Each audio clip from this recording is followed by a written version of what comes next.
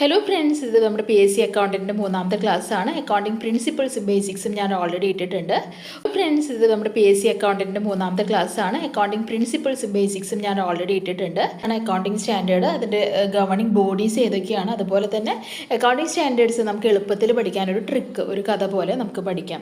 അപ്പോൾ accounting standards എന്ന് പറഞ്ഞാൽ എന്താ? They are basically the rules and guide lines that govern the preparation and presentation of financial statement. ഒരു financial statement എങ്ങനെ prepare ചെയ്യണം, അത് എങ്ങനെയാണ് പ്രസൻറ്റ് ചെയ്യേണ്ടത്, അതിനൊക്കെ പറയുന്ന റൂൾസും ഗൈഡ് ലൈൻസും കൊടുക്കുന്നതാണ് അക്കൗണ്ടിങ് സ്റ്റാൻഡേർഡ്സ്. ഈ അക്കൗണ്ടിങ് സ്റ്റാൻഡേർഡ്സ് അനുസരിച്ചാണ് നമ്മളിങ്ങനെയുള്ള ബാലൻസ് ഷീറ്റും ഫിനാൻഷ്യൽ സ്റ്റേറ്റ്മെൻറ്റ്സും ഒക്കെ പ്രിപ്പയർ ചെയ്യുന്നത്. എന്തിനു വേണ്ടിയാണ്? അത് കൺസിസ്റ്റൻസി അല്ലേ, എല്ലാ വർഷവും ഒരേ റൂൾസ് ഫോളോ ചെയ്യാൻ. എന്നാൽ മാത്രമേ നമുക്കത് കമ്പയർ ചെയ്യാനും ഇൻവെസ്റ്റേഴ്സിനും ബാക്കിയുള്ള റെഗുലേറ്റേഴ്സിനും സ്റ്റേക്ക് ഹോൾഡേഴ്സിനും അതൊക്കെ മനസ്സിലാക്കാനും സാധിക്കുള്ളൂ. ഓക്കെ, അപ്പോൾ മെയിൻലി രണ്ട് അക്കൗണ്ടിങ് സ്റ്റാൻഡേർഡ്സ് ആണ് വരുന്നത്. ഒന്നാണ് gap, generally accepted accounting principles. രണ്ടാമത്തെ വരുന്നത് ഇൻ്റർനാഷണൽ ഫിനാൻഷ്യൽ റിപ്പോർട്ടിംഗ് സ്റ്റാൻഡേർഡ്സ് ആണ്.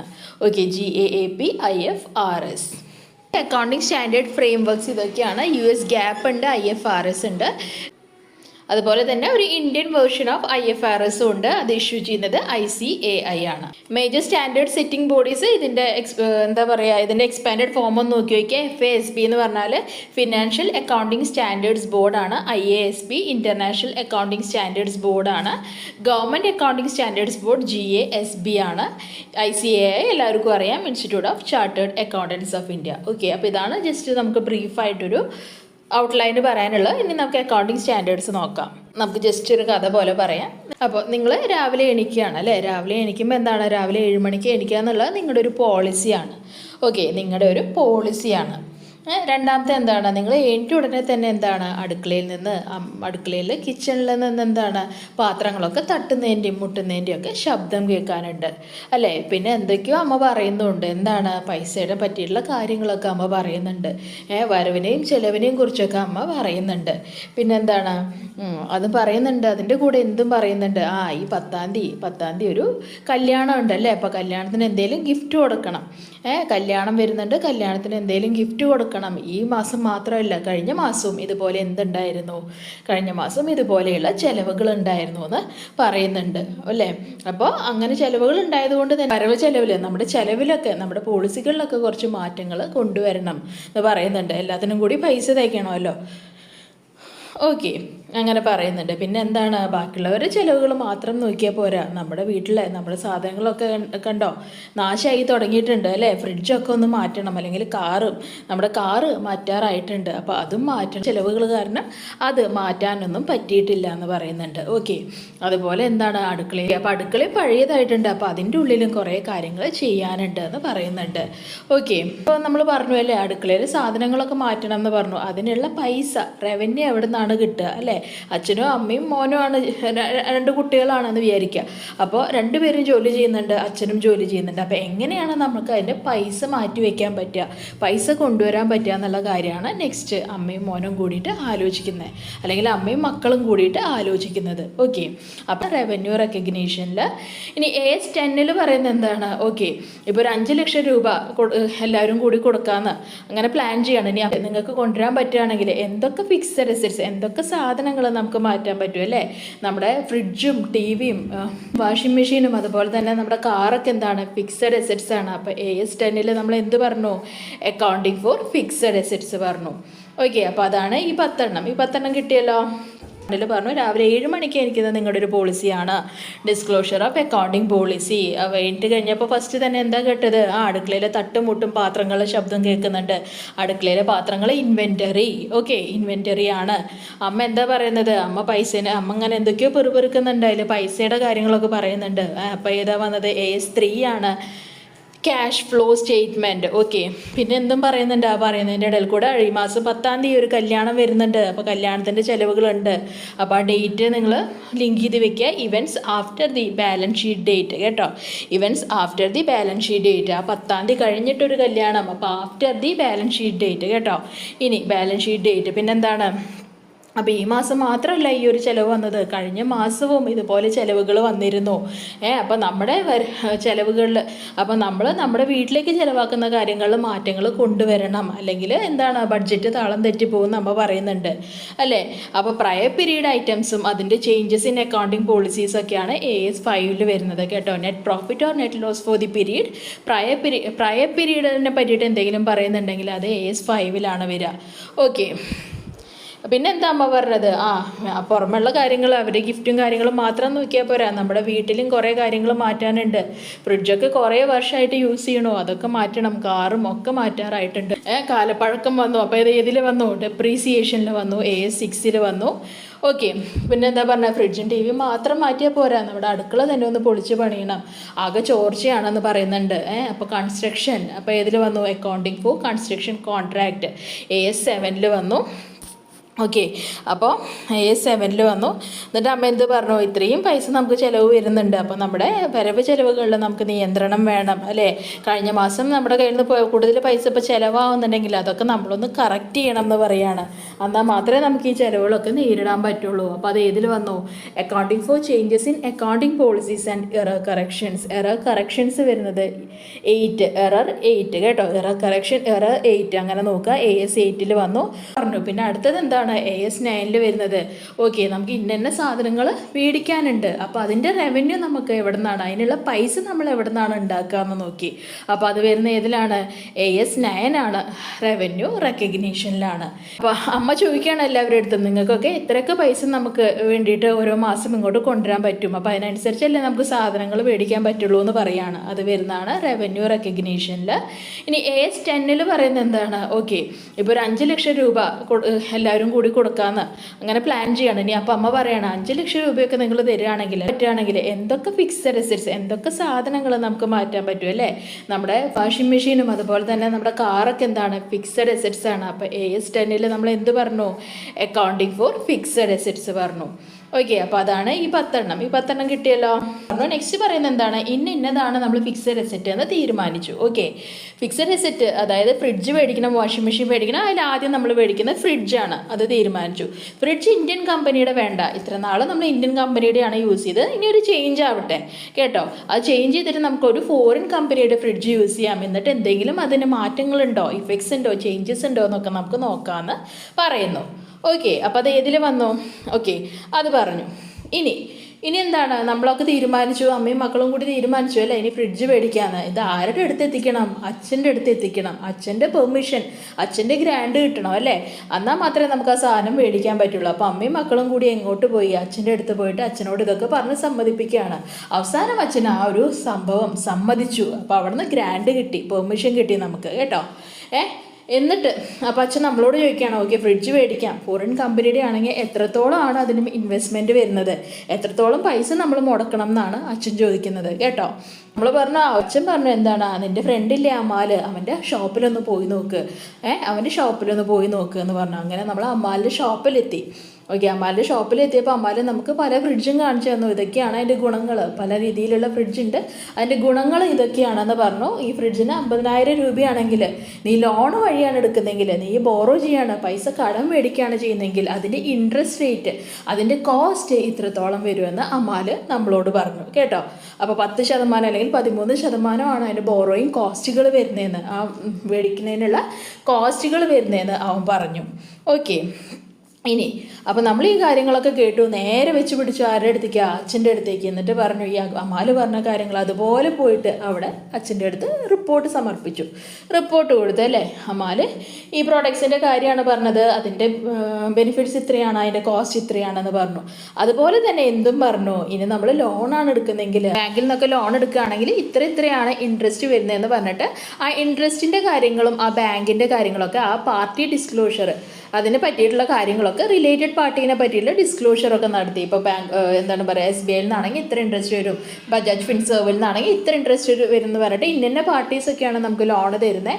അപ്പോൾ അതിൻ്റെ ഇൻട്രസ്റ്റ് റേറ്റും നമ്മൾ അച്ഛൻ്റെ അടുത്തും അമ്മയുടെ അടുത്തും ഒക്കെ പറഞ്ഞു കൊടുത്തു. ഓക്കെ, അപ്പോൾ അത് വരെ നിൽക്കട്ടെ. AS18 വരെയുള്ള കാര്യങ്ങൾ നമുക്ക് നോക്കാം കേട്ടോ. അപ്പോൾ A10 നമ്മൾ പറഞ്ഞു ഇന്ന സാധനങ്ങളാണ് മേടിക്കേണ്ടത്, ഫ്രിഡ്ജും ടി വിയും കാറൊക്കെയാണ് മേടിക്കേണ്ടത് നമ്മൾ തീരുമാനിച്ചു.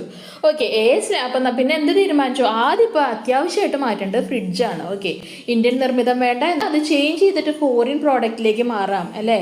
ബോഷിൻ്റെയോ IFBയുടെ ഒക്കെ പ്രോഡക്ട്സ് നമുക്ക് യൂസ് ചെയ്താൽ മതി എന്ന് നമ്മൾ തീരുമാനിച്ചു. അപ്പോൾ എന്താണ്, എന്നിട്ട് എന്തെങ്കിലും മാറ്റങ്ങളുണ്ടോ എന്ന് നമുക്ക് നോക്കാം. അപ്പോൾ അത് ഏതിൽ വന്നു? AS11 effect of changes in foreign exchange rate. Okay, അപ്പോൾ എന്താണ്, അതാണ് AS11 പറയുന്നത് changes in foreign exchange rate. Foreign exchange rate changes in foreign, അത് ആലോചിച്ച് വയ്ക്കുക. ഫോറിൻ സാധനം നമ്മൾ മേടിച്ചു, AS11. ഇനി AS12 എന്ത് വന്നു? സാധനങ്ങൾ നമുക്ക് ഫോറിൻ്റെ മേടിക്കാം എന്നൊക്കെ നമ്മൾ തീരുമാനിച്ചു. നേരെ നമ്മൾ വെച്ച് പിടിച്ചത് എവിടേക്കാണ്? അച്ഛൻ്റെ അടുത്തേക്കാണ്. അച്ഛൻ്റെ ഗ്രാൻഡ് കിട്ടണം അല്ലേ, അച്ഛനാണ് മെയിൻ ഹെഡ്. അപ്പോൾ അച്ഛനെ നമുക്ക് ഇവിടെ ഏതുമായിട്ട് റിലേറ്റ് ചെയ്യാം? ഗവൺമെൻറ്റുമായിട്ട് റിലേറ്റ് ചെയ്യാം. അപ്പോൾ അവിടെ വന്നു government grants, accounting for government grants അവിടെ വന്നു. ഓക്കെ, അപ്പോൾ അച്ഛൻ നമുക്ക് പെർമിഷൻ തന്നു. ഓക്കെ, എന്നാൽ ഫ്രിഡ്ജ് മേടിച്ചോ, അത്യാവശ്യമല്ലേ എന്ന് പറഞ്ഞിട്ട് ഫ്രിഡ്ജ് മേടിക്കാൻ പെർമിഷൻ തന്നു. നെക്സ്റ്റ് അച്ഛൻ എന്താ ചോദിച്ചത്? എത്രത്തോളം രൂപ നമ്മൾ കൊടുക്കേണ്ടി വരും ആ ഫ്രിഡ്ജ് മേടിക്കണമെങ്കിൽ? അപ്പോൾ അത് ഏതിൽ വന്നു? Accounting for investment 13 accounting for ഇൻവെസ്റ്റ്മെൻറ്റിൽ വന്നു. ഓക്കെ, അപ്പോൾ നമ്മൾ ഇത്രയൊക്കെ പൈസ വേണ്ടി വരും അല്ലേ, എത്രത്തോളം രൂപ വേണ്ടി വരും എന്നൊക്കെ ചോദിച്ചു. അതൊക്കെ തീരുമാനമാക്കിയിട്ട് അച്ഛൻ എന്ത് പറഞ്ഞു? നിൻ്റെ ഫ്രണ്ട് അമാലില്ലേ, അവൻ്റെ കടയിൽ പോയി ചോദിക്കേ, AS14 അമാൽഗമേഷൻ കേട്ടോ. AS14 അമാൽഗമേഷൻ വന്നു. അത് കഴിഞ്ഞിട്ട് ആ കടയിൽ പോയി ചോദിച്ചു. കടയിൽ പോയി ചോദിച്ചപ്പോൾ എംപ്ലോയീസ് ഉണ്ട് അമാൽ. ഓക്കെ, അപ്പോൾ അമാലിൻ്റെ ഒരു എംപ്ലോയിയോട് പറയാണ്, ഇതിൻ്റെ ഈ സാധനങ്ങളൊക്കെ ഒന്ന് നീ പറഞ്ഞു കൊടുക്കുമെന്ന് പറയുന്നുണ്ട്. അപ്പോൾ അമാലിൻ്റെ എംപ്ലോയിയും കൂടി വന്നിട്ട് എന്ത് പറയുന്നുണ്ട്? ഇന്ന പ്രോഡക്റ്റിൻ്റെ ബെനിഫിറ്റ്സ് ഇതൊക്കെയാണ്, ഫ്രിഡ്ജ് മേടിച്ചാൽ ബെനിഫിറ്റ് ഇതൊക്കെയാണ് എന്ന് അമാലിൻ്റെ എംപ്ലോയിയും കൂടി നമ്മളോട് പറഞ്ഞു തരികയാണ്. അപ്പോൾ ഇത് ഏതിൽ വന്നു? AS15 എംപ്ലോയി ബെനിഫിറ്റിൽ വന്നു കേട്ടോ, ബെനിഫിറ്റ്സിൽ വന്നു. ഇനി ബെനിഫിറ്റ്സ് മാത്രമാണോ പറഞ്ഞത്? അല്ല, ഇനിയിപ്പോൾ നിങ്ങൾ ഫുൾ പൈസ അടയ്ക്കുന്നില്ല, നിങ്ങൾ എന്താണ് ബോറോ ചെയ്യാണ്. ലോൺ എടുക്കുകയാണെങ്കിൽ ബോറോ ചെയ്യുന്നതിൻ്റെ കോസ്റ്റ് വരും എന്ന് പറയുന്നുണ്ട്. അത് വന്നത് ഏതിലാണ്? 16 ബോറോയിങ് കോസ്റ്റിൽ വന്നു.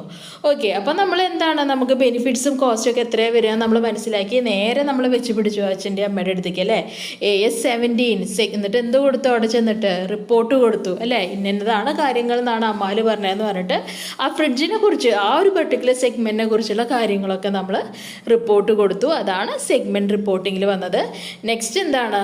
ഫ്രിഡ്ജിൻ്റെ ബെനിഫിറ്റ്സ് ഒക്കെ പറഞ്ഞു കഴിഞ്ഞു. നെക്സ്റ്റ് എന്താ പറഞ്ഞത്? അതിന് നമ്മൾ ലോണാണ് എടുക്കുന്നതെങ്കിൽ ഇത്രത്തോളം ഒക്കെയാണ് അതിൻ്റെ ഇൻട്രസ്റ്റും കാര്യങ്ങളൊക്കെ വരിക, നമ്മൾ അടച്ചില്ലെങ്കിൽ അതിൻ്റെ പ്രശ്നങ്ങളൊക്കെ ഉണ്ടാവുമെന്ന് പറഞ്ഞിട്ട് എല്ലാ ഡീറ്റെയിൽസും നമ്മൾ അച്ഛനോടും അമ്മോടും ഡിസ്ക്ലോസ് ചെയ്യാണ്. ആ ഒരു ലോൺ എടുക്കുന്നതിന് ആ റിലേറ്റഡ് പാർട്ടീനെ കുറിച്ചുള്ള കാര്യങ്ങളൊക്കെ നമ്മൾ ഡിസ്ക്ലോസ് ചെയ്യാണ്. അത് AS18 വന്നു കേട്ടോ. അപ്പോൾ AS11 തൊട്ട് AS18 വരെയുള്ള കാര്യങ്ങളൊക്കെ നമ്മൾ പറഞ്ഞു. നെക്സ്റ്റ് ഇനി ബാക്കിയാണ് നോക്കാൻ പോകുന്നത്. ഫ്രിഡ്ജിൻ്റെ കാര്യം തീരുമാനമായി. ഇനി നെക്സ്റ്റ് എന്താണ്? നെക്സ്റ്റ് നമ്മൾ കാറാണ് ഇനി അത്യാവശ്യമായിട്ട് വേണ്ടത് പുറത്ത് പോകുമ്പോൾ എന്ന് അമ്മ പറയാണ്. അപ്പോൾ എന്താ പറയുന്നത്? കാറിനിപ്പോൾ 10 ലക്ഷം 20 ലക്ഷം രൂപയൊക്കെ ആവില്ലേ? അപ്പോൾ നമ്മൾക്ക് റെൻറ്റിന് എടുത്താൽ മതിയോ ലീസിന് എടുത്താൽ മതിയോ എന്ന് അച്ഛൻ ചോദിക്കുകയാണ്. അപ്പോൾ AS19 ഏത് വന്നു? ലീസ് അല്ലെങ്കിൽ റെൻറ്റ് കേട്ടോ, അത് വന്നു. അപ്പോൾ റെൻറ്റിന് എടുത്താൽ മതിയോ എന്നൊക്കെ ചോദിക്കുന്നുണ്ട്. അപ്പോൾ എന്താണ്, ഒരു മോൻ പറയുന്നുണ്ട് ഇല്ല അത് പറ്റില്ല, എന്തിനാ റെൻറ്റിനൊക്കെ എടുക്കണേ, നമുക്ക് നമ്മുടെ കാറ് വേണ്ടേ എന്നൊക്കെ പറയുന്നുണ്ട്. അപ്പോൾ അച്ഛൻ ചോദിക്കുകയാണ്, അപ്പോൾ നിങ്ങൾക്ക് ഷെയർ തരാൻ പറ്റും, ഓരോരുത്തർക്കും അവരുടെ സാലറിക്ക് അനുസരിച്ച് എത്ര ഷെയർ തരാൻ പറ്റുമെന്ന് ചോദിക്കുന്നുണ്ട് കാറ് മേടിക്കാൻ വേണ്ടിയിട്ട്. അപ്പോൾ ഏർണിങ്സ് പെർ ഷെയർ കേട്ടോ, ഏർണിങ്സ് പെർ ഷെയർ. ഓക്കെ, അപ്പോൾ പിന്നെ എന്ത് പറഞ്ഞു?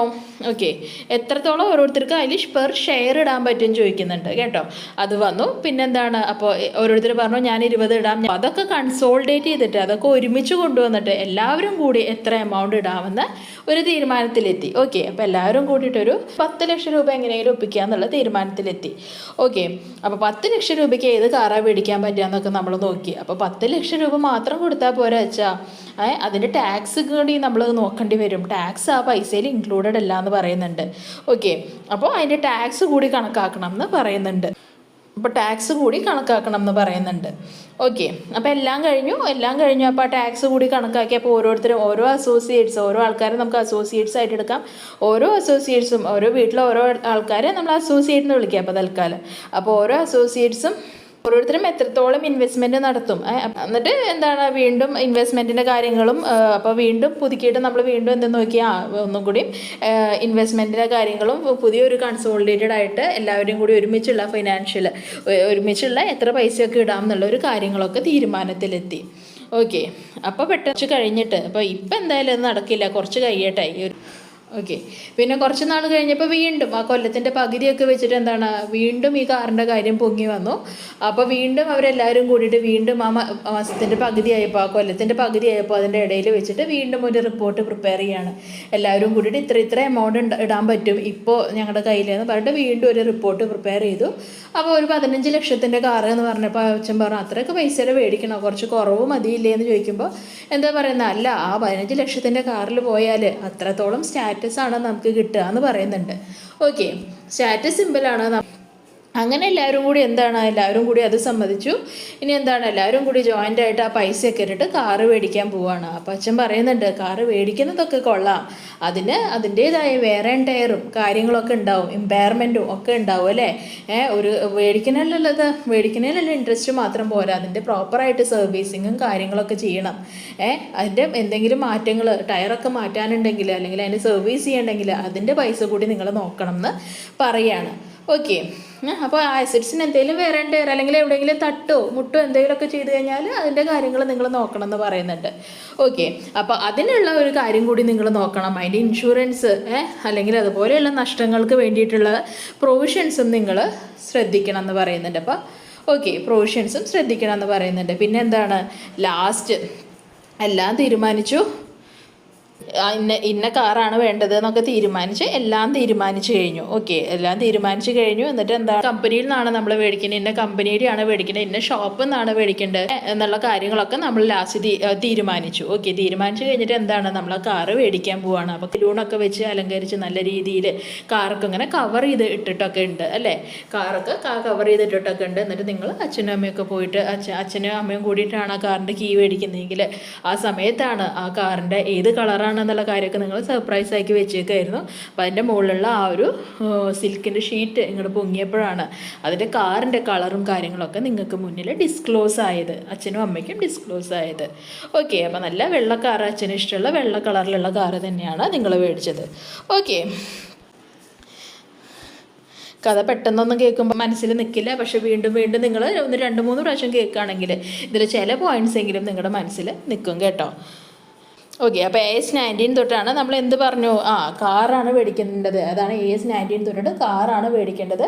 അത് ലീസിന് എടുത്താൽ മതിയോ എന്ന് അച്ഛൻ ചോദിച്ചു, റെൻറ്റിന് എടുത്താൽ മതിയോ എന്ന് അച്ഛൻ ചോദിച്ചു. അപ്പോൾ AS19 ലീസ് വന്നു.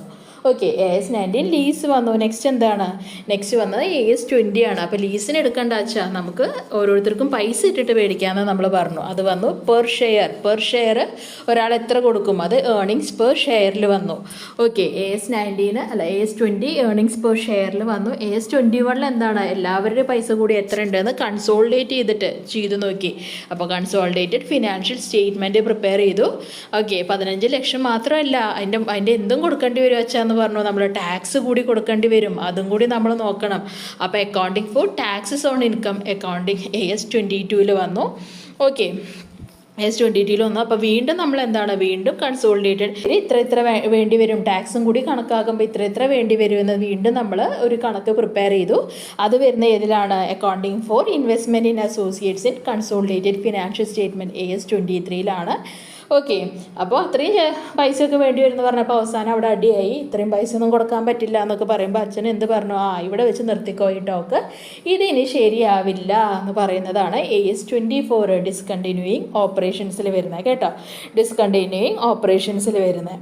ഇനി ഓപ്പറേഷൻസിൽ വരുന്നത് അച്ഛൻ പറയുന്നുണ്ട്, ഇപ്പോൾ പൈസ ഇല്ലെങ്കിൽ ശരിയാവില്ല, നമുക്ക് കുറച്ച് കഴിഞ്ഞിട്ട് നോക്കാം, ഈ കൊല്ലം പകുതിയൊക്കെ ആവട്ടെ, അപ്പോൾ നമുക്ക് വീണ്ടും നോക്കാം എന്ന് പറയുന്നു. ഓക്കെ, കൊല്ലം പകുതിയാകുമ്പോൾ വീണ്ടും നോക്കുന്ന ഏതിൽ വന്നു, ഇൻ്ററിംഗ് ഫിനാൻഷ്യൽ റിപ്പോർട്ടിങ്ങിൽ വരുന്നു AS25. ഓക്കെ, അപ്പോൾ വീണ്ടും ഈ കാറിൻ്റെ കാര്യം വരുന്നു. അപ്പോൾ 15 ലക്ഷത്തിൻ്റെ കാറ് തന്നെ വേണമെന്ന് നമ്മൾ പറയുന്നു, കാരണം അത് സ്റ്റാറ്റസ് സിമ്പിളാണ്. സ്റ്റാറ്റസ് ഏതിൽ വന്നു, ഇൻടാഞ്ചിബിൾ ആണ്, കാണാൻ പറ്റുമോ, ഇല്ല. അപ്പോൾ AS26 ഇൻടാഞ്ചിബിൾ അസറ്റ്സിലാണ് അത് വരുന്നത്. ഇനി ഓക്കെ, ഇൻടാഞ്ചിബിൾ അസറ്റിലാണ് വരുന്നത്. അപ്പോൾ എല്ലാവരും തീരുമാനമായി, എല്ലാവർക്കും ആ ഒരു കാറ് മേടിക്കാൻ ഇൻട്രസ്റ്റ് ഉണ്ട്. അപ്പോൾ ജോയിൻ്റ് ആയിട്ട് എല്ലാവരും കൂടി ആ കാറ് മേടിക്കാമെന്ന് തീരുമാനിച്ചു. അതാണ് interest in joint ventures AS27 വരുന്നത്. ഓക്കെ, മേടിക്കാൻ തീരുമാനിച്ചു. അപ്പോൾ അച്ഛൻ എന്ത് പറഞ്ഞു, ആ കാറ് മേടിക്കുന്നതൊക്കെ കൊള്ളാം, പക്ഷെ അതിനെ പ്രോപ്പറായിട്ട് സർവീസ് ചെയ്യണം. കുറേ നാൾ യൂസ് ചെയ്യുമ്പോൾ അതിൻ്റേതായിട്ടുള്ള ബുദ്ധിമുട്ടുകളും കാര്യങ്ങളൊക്കെ ഉണ്ടാവും അല്ലേ. അതിൻ്റെ ടയർ ചിലപ്പോൾ തേഞ്ഞു പോവാം, അല്ലെങ്കിൽ അതിൻ്റെ പാർട്സ് മാറ്റേണ്ടി വരാം അല്ലേ. അപ്പോൾ അതിൻ്റെ പൈസ കൂടി നമ്മൾ കണക്കാക്കണം എന്ന് പറയുന്നു. അതാണ് impairment of assets AS28 impairment of അസറ്റ്സിൽ വന്നത്.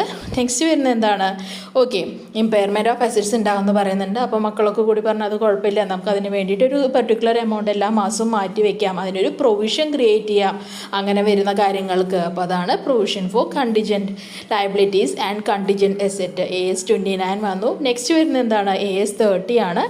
ഓക്കെ, അപ്പോൾ നമ്മളെല്ലാവരും അത് ഒരുമിച്ച് അപ്രൂവ് ചെയ്തു. നമ്മൾ കാറ് മേടിക്കാൻ പോയി, ഇന്ന കാറുള്ള കാര്യങ്ങൾ, അതിൻ്റെ കളർ ഇത് മതി അല്ലേ, കളർ ഇത് മതി, അതിൻ്റെ ഫീച്ചേഴ്സ് ഇത് മതി എന്നൊക്കെ നമ്മൾ ശ്രദ്ധിച്ചിട്ട് അതൊക്കെ റെക്കഗ്നൈസ് ചെയ്ത് അല്ലേ. പിന്നെ എന്താണ്, 5 സീറ്റർ ആണോ 10 സീറ്റർ 5 സീറ്റർ ആണോ 6 സീറ്റർ ആണോ വേണ്ടത്, എത്ര പേർക്ക് ഇരിക്കണം, അതിൻ്റെ എത്ര പേർക്ക് ഇരിക്കണം. അപ്പോൾ ആ ക്വാണ്ടിറ്റി മെഷർമെൻറ്റൊക്കെ നിങ്ങൾ ഒന്ന് ലിങ്ക് ചെയ്യുക. എന്നിട്ട് എന്താണ്, അപ്പോൾ അത് വരുന്നതാണ് റെക്കഗ്നീഷൻ ആൻഡ് മെഷർമെൻറ്റ് AS30 വരുന്നത്. ഫിനാൻഷ്യൽ ഇൻസ്ട്രുമെൻസിൻ്റെ റെക്കഗ്നീഷൻ ആൻഡ് മെഷർമെൻറ്റ് വരുന്നത്. പിന്നെ വന്നത് എന്താണ്, ഓക്കെ, എല്ലാം തീരുമാനിച്ചു. നിങ്ങൾ കാറ് മേടിക്കേണ്ട ഡേറ്റായി, നിങ്ങൾ കാറിൻ്റെ ഷോറൂമിലേക്ക് പോയി. അപ്പോൾ അവിടെ ചെന്നപ്പോൾ ബലൂണൊക്കെ വെച്ച് നല്ല രീതിയിൽ പ്രസൻറ്റ് ചെയ്തിട്ടുണ്ട് അല്ലേ, അലങ്കരിച്ച് വെച്ചിട്ടുണ്ട്. കാറ് നമുക്ക് തരാനുള്ള സ്ഥലവുമായ ഏരിയ ഒക്കെ ഡെക്കറേറ്റ് ചെയ്ത് വെച്ചിട്ടുണ്ട്. അപ്പോൾ അത് ഏതിലാണ് വരുന്നത്, കാറിങ്ങനെ ഒരു ഷിഫോൺ അല്ലെങ്കിൽ സിലിക്കോണ്ട് ഇങ്ങനെ മൂടിയിട്ടിട്ടുണ്ട് ബ്ലാക്ക്. അപ്പോൾ അതാണ് പ്രസൻറ്റേഷനിൽ വരുന്നത്. AS31 final പ്രസൻറ്റേഷനാണ്. അപ്പോൾ അച്ഛനും അമ്മയും കൂടിയിട്ടാണ് ആ കാറ് മേടിക്കാൻ പോകുന്നത്. അപ്പോൾ അവർ മേടിക്കുന്ന സമയത്താണ് അത് ആ കാറിൻ്റെ കളറൊക്കെ ഏതാണെന്ന്, കളറൊക്കെ ഏതാണെന്ന് ഡിസ്ക്ലോസ് ചെയ്യുന്നത്. അപ്പോഴാണ് ആ ബ്ലാക്ക് കാറിൻ്റെ മുകളിലിട്ടുള്ള ആ ഒരു ഷീറ്റ് ഉണ്ടല്ലോ, അത് പൊക്കിയപ്പോഴാണ് അച്ഛനും അമ്മയ്ക്ക് ഏറ്റവും ഇഷ്ടമുള്ള വൈറ്റ് കളറാണ് നിങ്ങൾ ബുക്ക് ചെയ്തിട്ടുള്ളതെന്ന് അവർക്ക് ഡിസ്ക്ലോസ് ആവുന്നത്. ഓക്കെ, അപ്പോൾ ഇങ്ങനെയാണ് നമ്മുടെ എന്ത് വരുന്നത്, ഇങ്ങനെയാണ് നമ്മുടെ അക്കൗണ്ടിങ് സ്റ്റാൻഡേർഡ്സ് വരുന്നത്. ഓക്കെ, ഇപ്പോൾ കുറച്ചെങ്കിലുമൊക്കെ കിട്ടിയിട്ടുണ്ടാവും, ഒന്നുമില്ലെങ്കിലും ആ AS1 കിട്ടിയിട്ടുണ്ടാവും അല്ലേ. ജസ്റ്റ് നമുക്കൊന്ന് പറഞ്ഞു പോവാം. AS1 പറഞ്ഞു രാവിലെ 7 മണിക്ക് എനിക്കിത് നിങ്ങളുടെ ഒരു പോളിസിയാണ്, ഡിസ്ക്ലോഷർ ഓഫ് അക്കൗണ്ടിങ് പോളിസി. കഴിഞ്ഞിട്ട് കഴിഞ്ഞപ്പോൾ ഫസ്റ്റ് തന്നെ എന്താ കേട്ടത്, അടുക്കളയിലെ തട്ടുമുട്ടും പാത്രങ്ങളുടെ ശബ്ദം കേൾക്കുന്നുണ്ട്. അടുക്കളയിലെ പാത്രങ്ങൾ ഇൻവെൻറ്ററി. ഓക്കെ, ഇൻവെൻറ്ററി ആണ്. അമ്മ എന്താ പറയുന്നത്, അമ്മ ഇങ്ങനെ എന്തൊക്കെയോ പെറുപെറുക്കുന്നുണ്ട്, അതിൽ പൈസയുടെ കാര്യങ്ങളൊക്കെ പറയുന്നുണ്ട്. അപ്പോൾ ഏതാ വന്നത്, AS3 ആണ്, ക്യാഷ് ഫ്ലോ സ്റ്റേറ്റ്മെൻറ്റ്. ഓക്കെ, പിന്നെ എന്തും പറയുന്നുണ്ട്. ആ പറയുന്നതിൻ്റെ ഇടയിൽ കൂടെ ഈ മാസം 10-ാം തീയതി ഒരു കല്യാണം വരുന്നുണ്ട്. അപ്പോൾ കല്യാണത്തിൻ്റെ ചിലവുകളുണ്ട്. അപ്പോൾ ആ ഡേറ്റ് നിങ്ങൾ ലിങ്ക് ചെയ്ത് വെക്കുക, events after the balance sheet date കേട്ടോ. Events after the balance sheet date, ആ 10-ാം തീയതി കഴിഞ്ഞിട്ടൊരു കല്യാണം, അപ്പോൾ after the balance sheet date കേട്ടോ. ഇനി ബാലൻസ് ഷീറ്റ് ഡേറ്റ് പിന്നെന്താണ്, അപ്പോൾ ഈ മാസം മാത്രമല്ല ഈ ഒരു ചിലവ് വന്നത്, കഴിഞ്ഞ മാസവും ഇതുപോലെ ചിലവുകൾ വന്നിരുന്നു. അപ്പോൾ നമ്മുടെ ചിലവുകളിൽ, അപ്പോൾ നമ്മൾ നമ്മുടെ വീട്ടിലേക്ക് ചിലവാക്കുന്ന കാര്യങ്ങളിൽ മാറ്റങ്ങൾ കൊണ്ടുവരണം, അല്ലെങ്കിൽ എന്താണ് ബഡ്ജറ്റ് താളം തെറ്റിപ്പോകും നമ്മൾ പറയുന്നുണ്ട് അല്ലേ. അപ്പോൾ പ്രയർ പീരീഡ് ഐറ്റംസും അതിൻ്റെ ചേഞ്ചസ് ഇൻ അക്കൗണ്ടിങ് പോളിസീസൊക്കെയാണ് AS5 വരുന്നത് കേട്ടോ. Net profit or net loss for the period, prior പീരീഡിനെ പറ്റിയിട്ട് എന്തെങ്കിലും പറയുന്നുണ്ടെങ്കിൽ അത് AS5 വരിക. ഓക്കെ, പിന്നെ എന്താ അമ്മ പറഞ്ഞത്, പുറമെയുള്ള കാര്യങ്ങൾ അവരുടെ ഗിഫ്റ്റും കാര്യങ്ങളും മാത്രം നോക്കിയാൽ പോരാ, നമ്മുടെ വീട്ടിലും കുറേ കാര്യങ്ങൾ മാറ്റാനുണ്ട്. ഫ്രിഡ്ജൊക്കെ കുറേ വർഷമായിട്ട് യൂസ് ചെയ്യണോ, അതൊക്കെ മാറ്റണം. കാറും ഒക്കെ മാറ്റാറായിട്ടുണ്ട്, കാലപ്പഴക്കം വന്നു. അപ്പോൾ ഇത് ഏതിൽ വന്നു, ഡെപ്രീസിയേഷനിൽ വന്നു, AS6 വന്നു. ഓക്കെ, പിന്നെ എന്താ പറഞ്ഞാൽ ഫ്രിഡ്ജും TV മാത്രം മാറ്റിയാൽ പോരാ, നമ്മുടെ അടുക്കള തന്നെ ഒന്ന് പൊളിച്ച് പണിയണം, ആകെ ചോർച്ചയാണെന്ന് പറയുന്നുണ്ട്. അപ്പോൾ കൺസ്ട്രക്ഷൻ, അപ്പോൾ ഏതിൽ വന്നു, accounting four construction contract AS7 വന്നു. ഓക്കെ, അപ്പോൾ AS7 വന്നു. എന്നിട്ട് അമ്മ എന്ത് പറഞ്ഞു, ഇത്രയും പൈസ നമുക്ക് ചിലവ് വരുന്നുണ്ട്, അപ്പോൾ നമ്മുടെ വരവ് ചിലവുകളിൽ നമുക്ക് നിയന്ത്രണം വേണം അല്ലേ. കഴിഞ്ഞ മാസം നമ്മുടെ കയ്യിൽ നിന്ന് കൂടുതൽ പൈസ ഇപ്പോൾ ചിലവാകുന്നുണ്ടെങ്കിൽ അതൊക്കെ നമ്മളൊന്ന് കറക്റ്റ് ചെയ്യണം എന്ന് പറയുകയാണ്. എന്നാൽ മാത്രമേ നമുക്ക് ഈ ചിലവുകളൊക്കെ നേരിടാൻ പറ്റുള്ളൂ. അപ്പോൾ അത് ഏതിൽ വന്നു, accounting four changes in accounting policies and error corrections വരുന്നത് 8, എറർ 8 കേട്ടോ. എറർ 8 അങ്ങനെ നോക്കുക, AS8 വന്നു. ഓക്കെ, അപ്പോൾ അമ്മ വരവിലും ചെലവിലൊക്കെ നിയന്ത്രണം വേണം. ഇനി ഇത്ര ചിലവുകളൊക്കെ ഉണ്ട് അല്ലേ, ഇത്ര ചിലവുകളൊക്കെ ഉണ്ട്. അപ്പം നമ്മൾ എങ്ങനെയാണ് അതിൻ്റെ പൈസ കൊണ്ടുവരിക, അതാണ് AS9 പൈസ revenue recognition. Okay, okay, revenue പൈസ കൊണ്ടുവരാമെന്ന് പറഞ്ഞു. പിന്നെ AS10 എന്താണ്? അപ്പോൾ ഏതൊക്കെ മേടിക്കണമെന്ന് നമ്മൾ തീരുമാനിച്ചു. ഫ്രിഡ്ജ് മേടിക്കണം, TV മേടിക്കണം, കാറ് മേടിക്കണം, അത് നമ്മൾ തീരുമാനിച്ചു. അതാണ് AS10 വരുന്നത്, fixed asset, accounting for fixed asset വരുന്നത്. S11 എന്താ വന്നത്? നമ്മൾ ഫിക്സഡ് അസറ്റ് മേടിക്കാമെന്ന് തീരുമാനിച്ചു. ഫ്രിഡ്ജാണ് ആദ്യം മേടിക്കുന്നത്, ഇന്ത്യൻ മെയ്ഡ് ഫ്രിഡ്ജാണ് ഇപ്പോൾ നമ്മൾ യൂസ് ചെയ്യുന്നത്. അപ്പോൾ AS10 ഫിക്സഡ് അസറ്റ്, 10 അസറ്റ് കേട്ടോ, 10 ഫിക്സഡ് അസറ്റ്. അപ്പോൾ ഫ്രിഡ്ജ് മേടിക്കാൻ നമ്മൾ തീരുമാനിച്ചു. ഇന്ത്യൻ വേണ്ട, ഫോറിൻ മതി. ഒന്ന് ചേഞ്ച് ചെയ്ത് നോക്കാം. അപ്പോൾ changes in foreign exchange rate, effect of changes in foreign exchange rate ഏതിൽ വന്നു? AS11 വന്നു. ഇനി ഇതൊക്കെ നമ്മൾ തീരുമാനിച്ചു. ഇനി ആരുടെ അപ്രൂവൽ കിട്ടണം? അച്ഛൻ്റെ അപ്രൂവൽ അല്ലെങ്കിൽ ഗ്രാൻഡ് കിട്ടണം, പെർമിഷൻ കിട്ടണം. നേരെ പോയി അച്ഛൻ്റെ അടുത്തേക്ക്, അച്ഛനെ നമുക്കിവിടെ ഗവൺമെൻറ്റുമായിട്ട് ലിങ്ക് ചെയ്യാം. AS12 approval for accounting for government grant AS12 വന്നു. AS12 അക്കൗണ്ടിങ് ഗ്രാൻഡ്സ് വന്നു. ഓക്കെ, അച്ഛൻ അതൊക്കെ കേട്ടു. ഇനി എന്താ അച്ഛൻ ചോദിച്ചു? എത്രത്തോളം നമ്മൾ ഇൻവെസ്റ്റ് ചെയ്യേണ്ടി വരും? അക്കൗണ്ടിങ് ഫോർ ഇൻവെസ്റ്റ്മെൻറ്റ് അത് വന്നു, AS13 വന്നു. ഓക്കെ, അപ്പോൾ ആദ്യം ഫ്രിഡ്ജ് മേടിക്കാമെന്ന് തീരുമാനിച്ചു. അതിന് എത്രത്തോളം ഇൻവെസ്റ്റ്മെൻറ്റ് വരും എന്ന് പറഞ്ഞു. അച്ഛൻ പറഞ്ഞു, നിൻ്റെ ഫ്രണ്ട് അമ്മാലിൻ്റെ കടയിൽ പോയി ചോദിക്കേ എത്രത്തോളം ആവുമെന്ന് ചോദിക്കുക. അപ്പോൾ AS14 നമ്മൾ അമ്മാലിൻ്റെ കടയിലേക്ക് പോയി. AS14 അമാൽഗമേഷൻ വന്നു. AS14 അമാൽഗമേഷൻ വന്നു. ഇനി അമാലിൻ്റെ കടയിൽ പോയപ്പോൾ അമാലിൻ്റെ എംപ്ലോയീസ് ഉണ്ടായിരുന്നു. അപ്പോൾ അമാലും കൂടി നമ്മളോട് എന്ത് പറഞ്ഞു? ഇന്നതാണ് അതിൻ്റെ ബെനിഫിറ്റ്സ് എന്ന് നമ്മളോട് പറഞ്ഞു തന്നു. ഓക്കെ, അതിൻ്റെ ഗുണങ്ങൾ എന്തൊക്കെയാണെന്ന് പറഞ്ഞു തന്നു. അപ്പോൾ AS16 വരുന്നത് എന്താണ്? എംപ്ലോയി ബെനിഫിറ്റ്സ് പറഞ്ഞു തന്നു. അപ്പോൾ എംപ്ലോയി ബെനിഫിറ്റ്സ് വന്നു. അപ്പോൾ 15 അമാൽഗമേഷനായി, 16 എംപ്ലോയി ബെനിഫിറ്റ്സ് ആയി. നെക്സ്റ്റ് എന്ത് പറഞ്ഞു? ബെനിഫിറ്റ്സും കാര്യങ്ങളൊക്കെ പറഞ്ഞു തന്നു. അതുപോലെ എന്ത് പറഞ്ഞു? ഇനി ഇത്രയും പൈസ കൊടുത്ത് നിങ്ങൾ ഒറ്റയടിക്ക് മേടിക്കുന്നില്ലെങ്കിൽ, ലോണൊക്കെയാണ്, ബോറോയിങ് ആണ് നടക്കുന്നതെങ്കിൽ അതിന് ഇൻട്രസ്റ്റ് റേറ്റ് ഇത്രയാണ്. അപ്പോൾ ബോറോയിങ് കോസ്റ്റ് ഏതിൽ വന്നു? AS16 വന്നു borrowing cost. Okay, borrowing cost AS16 വന്നു. നെക്സ്റ്റ് വരുന്നത് AS17 ആണ്.